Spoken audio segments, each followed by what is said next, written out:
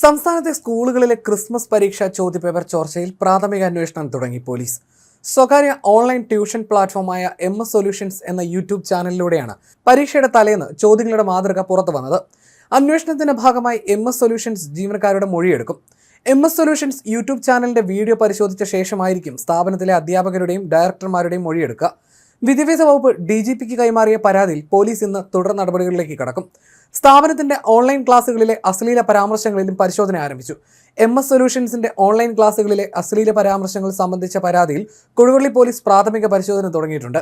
AIYF ആണ് അശ്ലീല ഉള്ളടക്കം സംബന്ധിച്ച പരാതി പോലീസിന് നൽകിയത്. ചോദ്യപേപ്പർ ചോർച്ച ചർച്ച ചെയ്യാൻ വിദ്യാഭ്യാസ മന്ത്രി വിളിച്ച യോഗം ഇന്ന് നടക്കും.